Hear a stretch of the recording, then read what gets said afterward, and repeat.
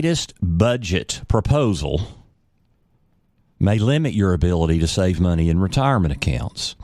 So let's talk about this a little bit and why we should be paying attention to this.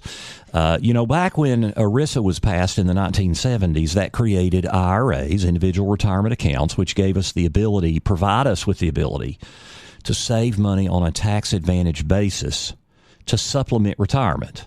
And the whole idea was, hey, so at the time, people were worried about the solvency of Social Security. Doesn't this sound familiar? And so they thought, well, we want to encourage people to save on their own and not just depend on the government and Social Security for their retirement. So they wanted to incentivize us. The Congress did when they wrote the Internal Revenue Code. When they wrote ERISA, they wanted to incentivize us to save money for retirement, so they gave us tax advantages. Well, now with our budget, and we've got, $34 trillion debt right now. We have huge deficit spending. Nobody I talk to is not worried about the current issue with our deficit spending and our ballooning debt. And so how do we get our arms around that? Well, one of the latest proposals, again, under President Biden's newest budget proposal, is they would start to limit our ability to save money. Now, it would initially be for the wealthy. Limit the wealthy people's ability to save money in a 401k, a 403b, or other company plan. So remember your IRA, your 401k, your other retirement accounts, everything except for Roth, very little, if any of that money's been taxed for income tax. So you've got this big buildup, this big income tax time bomb, if you will, that's built up in there. Well, the government wants you to start paying off the taxes on it. It's like you have this big IOU to the IRS. And so right now, when you turn 73, you have to start taking some distributions. Well, the IRS is now, President Biden, they're wanting to limit how much you can accumulate in a 401k or other company plan like a 403b, a 401a, a 457. It's a whole alphabet soup.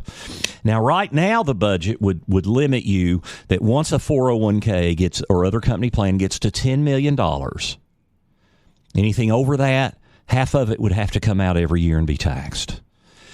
Now, you might say, well, Jim, not a lot of people have money, over $10 million in their 401k or their 403b. And that is true.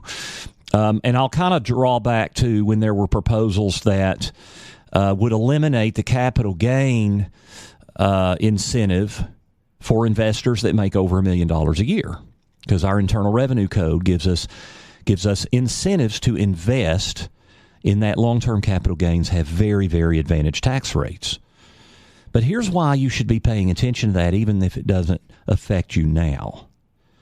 Once it goes into law, once the government says, here's a group of taxpayers who are not eligible for these tax benefits that everybody else is eligible for, how long is it before it starts filtering down and affecting more and more people? What was Milton Friedman said, there's nothing more permanent than a temporary government program. And if you go back to the Income Tax Act in 1914, our highest income, you had to make $3,000 in 1914 just to pay any income tax. Well, not many people in 1914 made $3,000. And then the tax rate was 1%. Well, look at what we have now. So we've got to pay attention to these things, because once we start carving out a group of taxpayers and we start saying, okay, you're not eligible for this stuff, then I think that can be very dangerous, because does that eventually filter down and affect you and me?